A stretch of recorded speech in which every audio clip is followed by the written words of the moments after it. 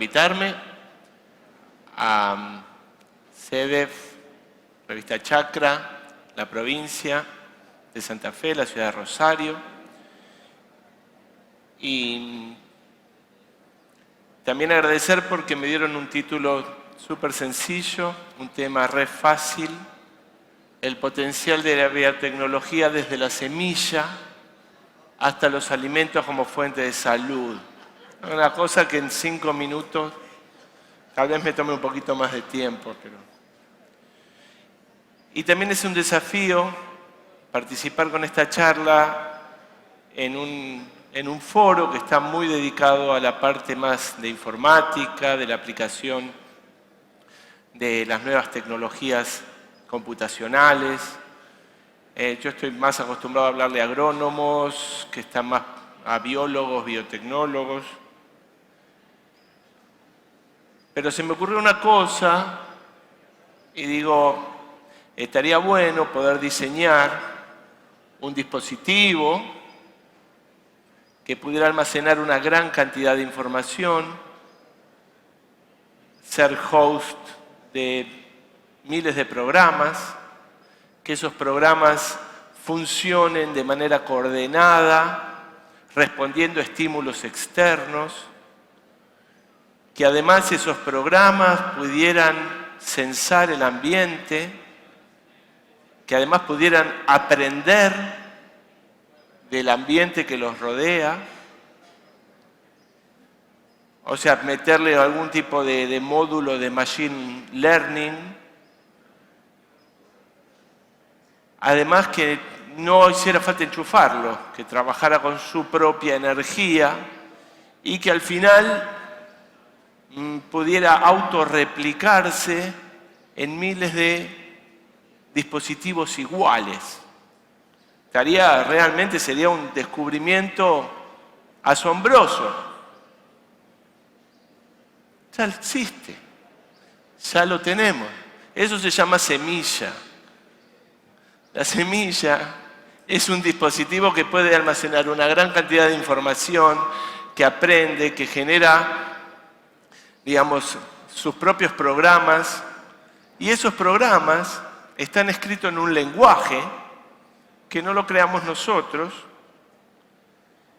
sino que fue descubierto hace unos 65 años, y a partir de ahí empezamos a entender un montón de cosas que antes no entendíamos a través de la posibilidad de digamos, investigar cuáles son esas secuencias, cuáles son los programas, y tuvimos un crecimiento en la generación de datos y en la cantidad de organismos secuenciados que fue exponencial, y hoy en día contamos con una enorme cantidad de información.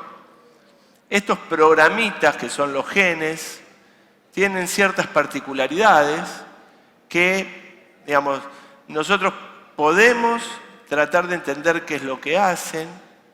Lo que no podemos hacer todavía es crear un gen de manera racional, ¿no? Yo no puedo decir, quiero un gen que haga tal y tal cosa. Dale, escribí A, T, T, C, G, T, yo te lo dicto. En el año 2000 tuvimos encontramos toda la información disponible de posiblemente el organismo presente en la Tierra que más importante es para nosotros mismos, por unos 3.000 millones de dólares y más de 10 años de investigación. Cuando secuenciamos el genoma humano, se estableció un hito que luego, con todo el advenimiento de nuevas tecnologías de secuenciación genética, nos permitió ir generando más y más información. El chiste tiene 18 años, sí, se entiende, ¿no? Ahora, nosotros como seres humanos hemos venido... esto es la participación del INTA en alguno de los proyectos de secuenciación de alguna de las especies de importancia agrícola. Y la pregunta es, cuando decimos que secuenciamos un genoma, ¿qué estamos diciendo?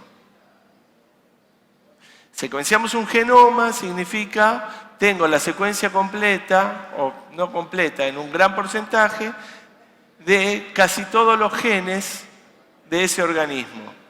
Pero cuando hablo de todos los genes, hablo de una versión de cada uno de esos genes.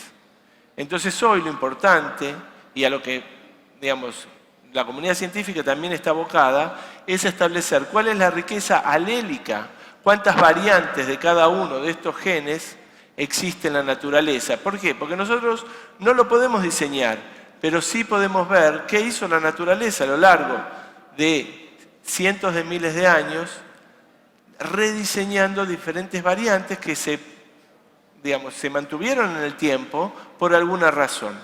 Entonces eso tiene un valor. Cuando hablamos de extinción de las especies, en realidad, estamos hablando del valor genético de las secuencias que están en esa especie. Porque si no, solamente estaríamos bregando porque no se extinga el oso panda y no, una araña hipervenenosa, ¿no? Entonces, a lo largo del tiempo y con la aparición del hombre, hemos venido alterando los genomas de manera completamente drástica. Por eso yo soy un poco resistente al término organismo genéticamente modificado. Nosotros venimos modificando genomas desde la aparición de la agricultura. Este puntero es muy divertido, ¿no? Desde hace más de 10.000 años, y de manera casi simultánea en Asia Menor, en Oriente, en América, hemos venido diseñando y rediseñando a las especies, tanto animales como vegetales, para que cumplan con nuestros deseos. Hemos pasado de algo así a algo así, multiplicando la producción de una manera terrible, cambiándole, las características propias a las plantas. Le decimos, no me vayas a tirar los granos, porque los granos los necesito cosechar yo. Las hemos sacado de su ambiente y las hemos puesto a vivir en comunidades enormes de todos individuos iguales, como ustedes pueden ver en el fondo de pantalla. Le hemos sacado la posibilidad de competir con maleza, porque nosotros nos ocupamos de eso. Ustedes no se preocupen. Le hemos cambiado su perfil metabólico, la hemos hecho más rica a nuestro gusto. Entonces, en este punto, uno puede empezar a preguntar, en esta época donde se está hablando tanto de lo natural versus lo artificial, y volvamos a lo natural, ¿qué es lo natural y qué es lo artificial? ¿Alguien me puede decir en este auditorio cuáles de estos son naturales y cuáles son artificiales? Todo esto es artificial. Nada de esto existía en la naturaleza. Hemos modificado a las plantas de tal manera que este es un híbrido interespecífico. Uno no va a encontrar una zanahoria así en ningún lugar donde vaya a explorar, en algún bosque o en alguna pradera. Lo hemos hecho con las plantas, lo hemos hecho con los animales. Yo sé que muchos de ustedes acá tienen debilidad por el chancho jabalí, que es medio por la zona. El chancho jabalí es grande de adelante y chiquitito de atrás. Nosotros le dimos vuelta al porcino. Le hicimos grande de atrás y chiquitito de adelante. ¿Por qué? Porque nos gusta el jamón. Básicamente por eso. Y hemos también alterado otros animales, ya no para comer, sino porque nos gusta, porque los queremos de mascota. Ahora ustedes díganme, si tiramos uno de estos a la naturaleza, ¿cuánto dura? No mucho, ¿no es cierto? Más aún, estamos discutiendo y venimos discutiendo hace más de 20 años sobre la aplicación de la biotecnología en los cultivos, pero no nos cuestionamos la aplicación de la biotecnología en otros ámbitos como en la salud. Y estando en Rosario, no podía faltar Ustedes me van a decir, está claro, el artificial es el de la derecha, el natural es el de la izquierda. Ustedes saben que muchos clubes hoy se arrepienten de no haber costeado el tratamiento de Messi, que necesitaba hormonas de crecimiento, para ser lo que Messi es hoy. La hormona de crecimiento que pagó el Barcelona está generada por bacterias recombinantes, bacterias genéticamente modificadas que producen la hormona de crecimiento que es la somatotropina humana. Si no se produjera en los recombinantes, en bacterias recombinantes, la alternativa es extraerla de cadáveres. Muchos de ustedes me dirán, bueno, dada la performance de nuestra selección nacional en el último mundial, algunos de sus compañeros de equipo le podrían haber donado al lío.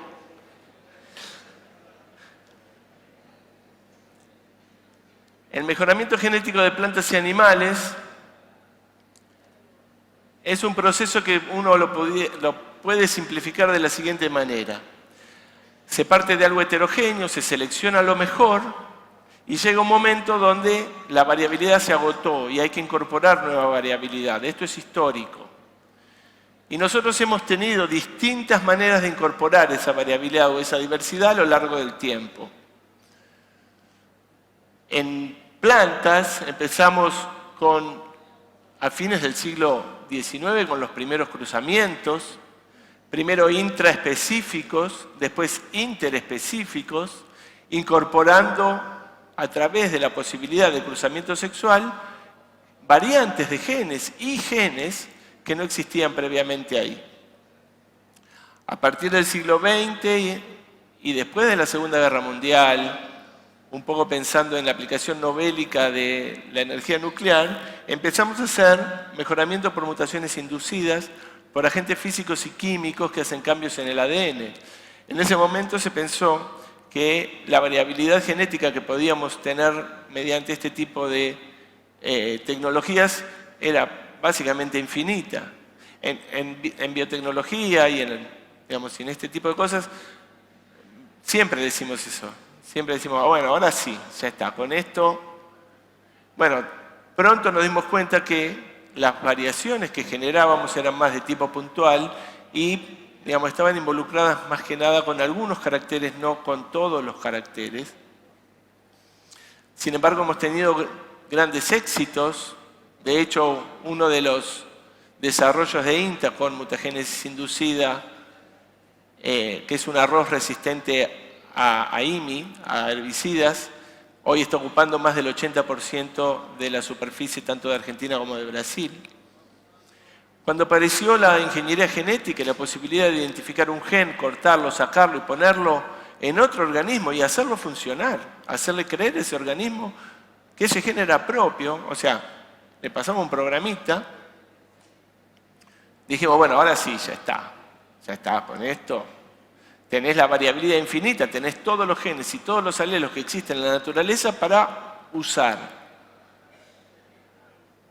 Pronto nos dimos cuenta también, no pronto, un poco más lento, que había otros factores involucrados que empezaron a interceder y uno de ellos fue la opinión pública. Acá yo quiero rescatar esto que vengo diciendo de que la terminología organismo genéticamente modificado es muy vaga. Y, querramos o no, estamos anclados con el transgénico y quedó el transgénico y animemos a usar el transgénico. Son organismos transgénicos para todo el mundo, si uno no lo dice de esa manera, parece que uno quisiera estar diciendo otra cosa. Y a partir de este siglo tenemos una herramienta nueva que es la edición génica, de la que voy a hablar después.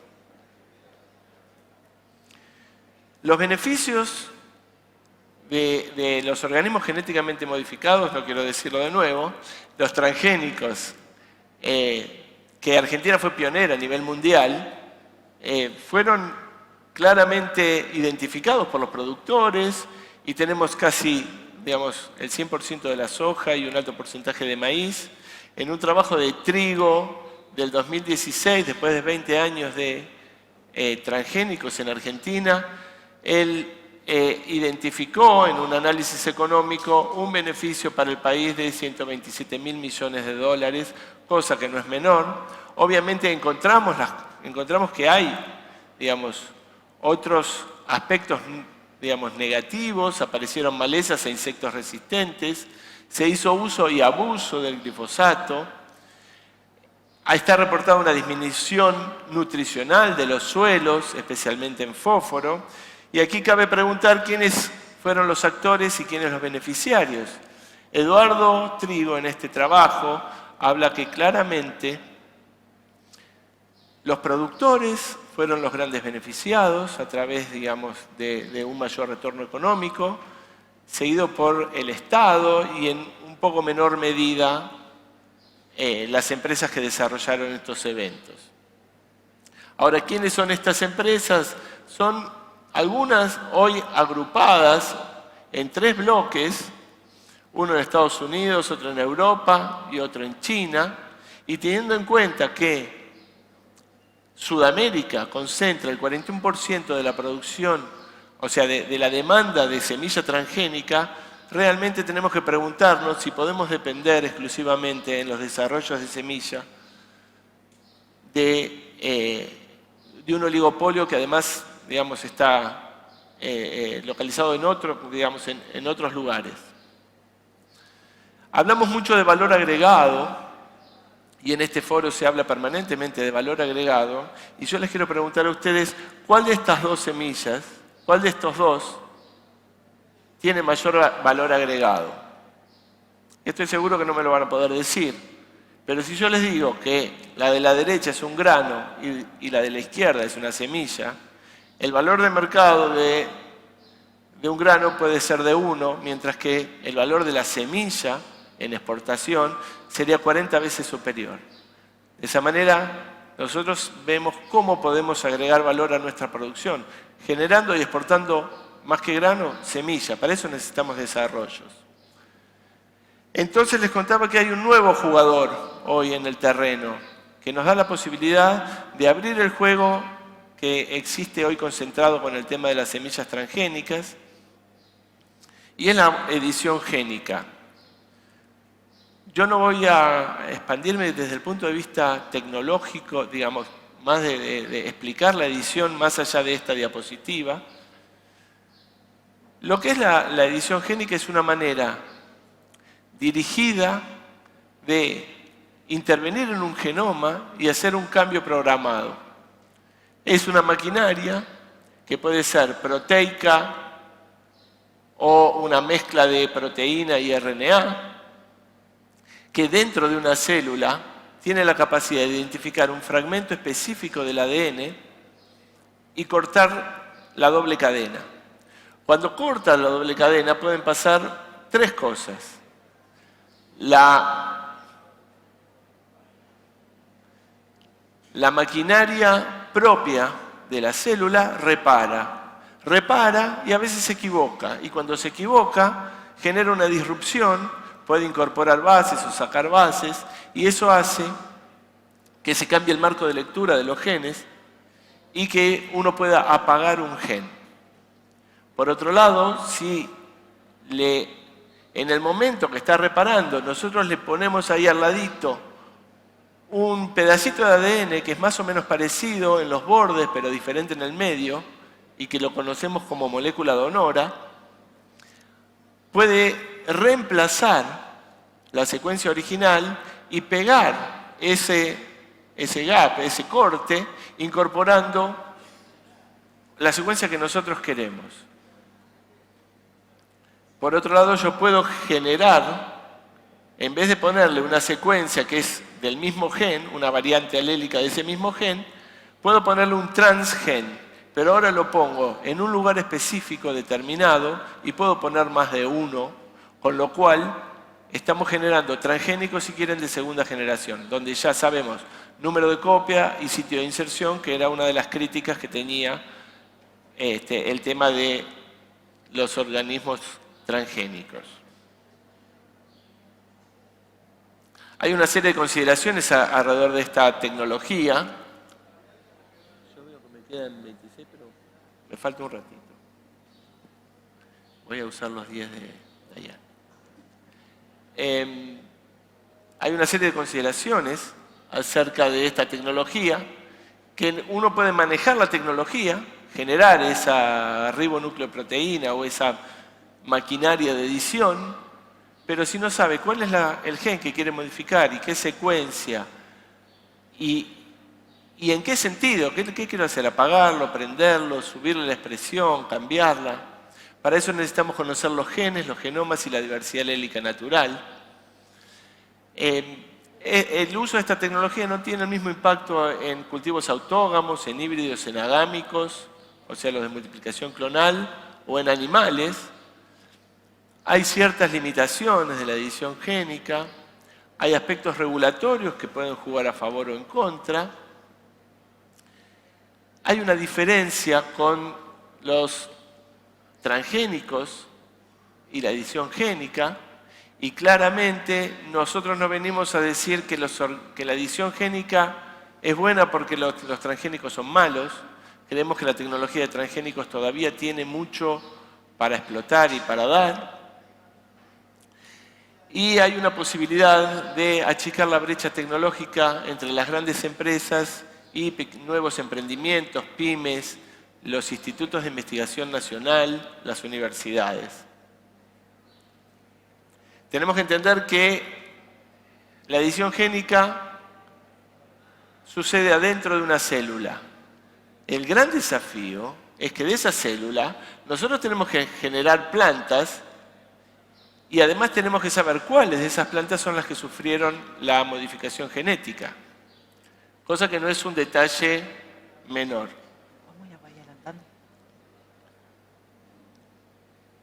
En el tema de aspectos regulatorios, si ustedes miran las noticias de hace un par de años, se viene diciendo que la edición evita la regulación, escapa la regulación, gambetea la regulación.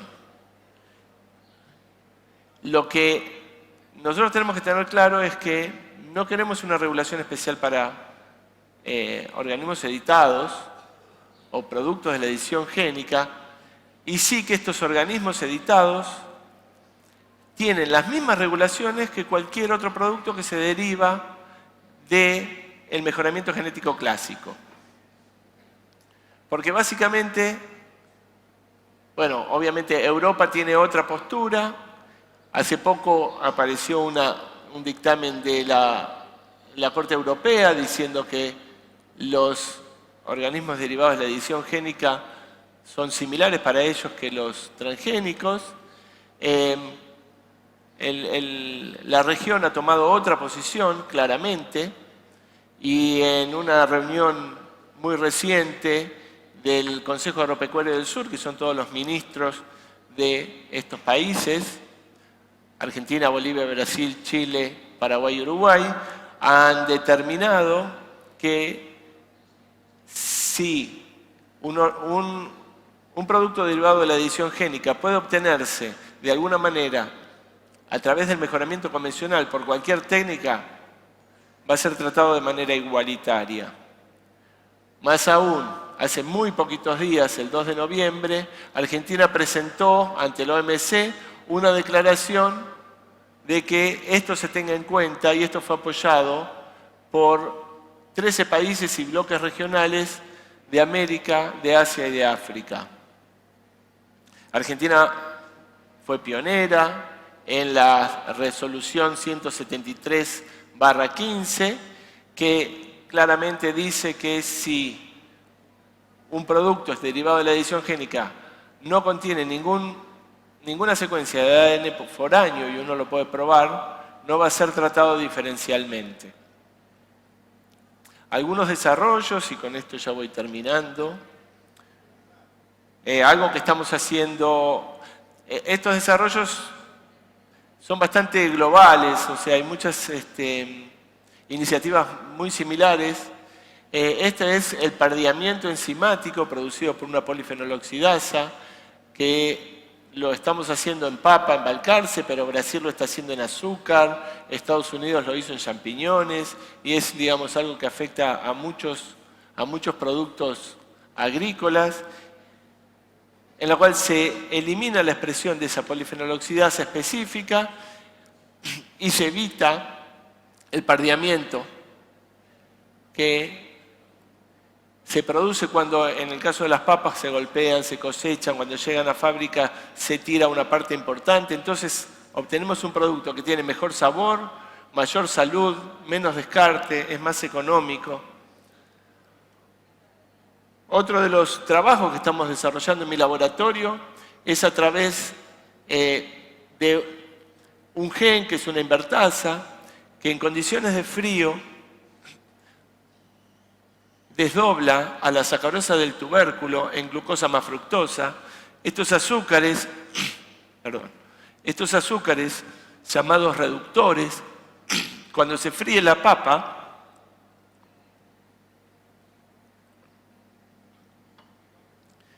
pasa esto de la izquierda, ya les debe haber pasado alguna vez que una noche de frío y de hambre encontraron una papa en la heladera y trataron de hacer papa frita.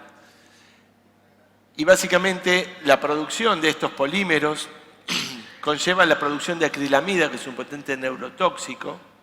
En definitiva, anulando la expresión de la invertasa de tubérculo, tenemos papas de mejor sabor, mayor salud, con menos acrilamida, menos descarte en fábrica y en producción y más económico.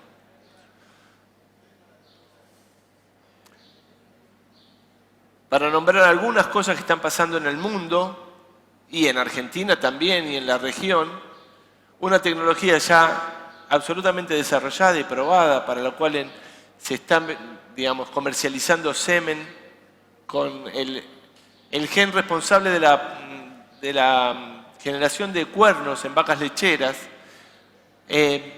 Ustedes, si hay algún productor lechero, sabe lo traumático que es evitar que los cuernos salgan en los terneros.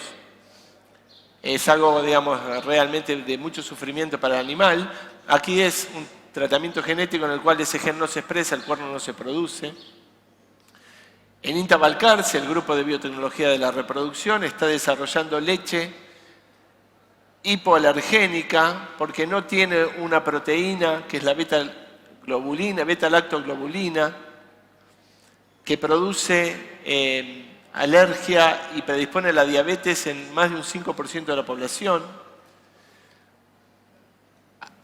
Hay desarrollos que tienen que ver con resistencias a enfermedades en plantas y animales, y esto es súper interesante porque básicamente lo que se hace, se anula el gen de susceptibilidad de la enfermedad en el organismo receptor. Hay ejemplos en cerdos con un virus respiratorios, hay ejemplos múltiples en plantas a partir del gen de susceptibilidad a mildiu, que es el gen MLO, y sus homólogos en otras plantas, que, digamos, anulando la expresión de ese gen, se anula directamente la proliferación de la enfermedad, se hace resistente. Esto tiene que ver con el concepto de resistencia del no huésped, porque una planta se infecta con un patógeno y otra no, otra especie no. Bueno, porque le faltan algunos genes de susceptibilidad.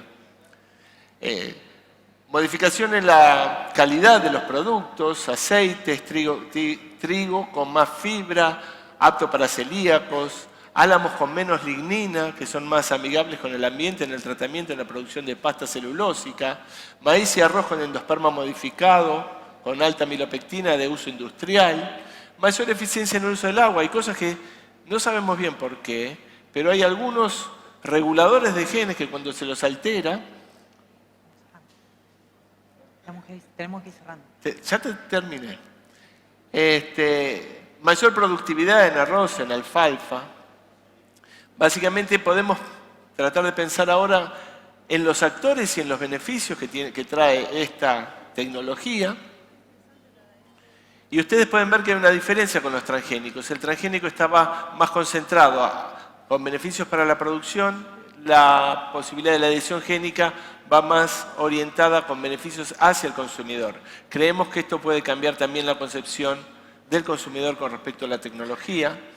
Alimentos más saludables y de mayor calidad, productos más aptos para la industria, sostenibilidad de la producción y de la industrialización, uso eficiente de recursos, disminución de insumos, industrialización más amigable con el ambiente y también bienestar animal. ¿Cuál es el mapa de actores que hoy tenemos con la edición génica? Ustedes pueden ver una gran concentración en América, desde el punto de vista regulatorio, China, Estados Unidos y Canadá, Sudamérica, África, Australia, todos están teniendo una regulación más o menos en línea y coherente y acorde con lo que viene proponiendo Argentina. No sabemos qué va a pasar en Europa.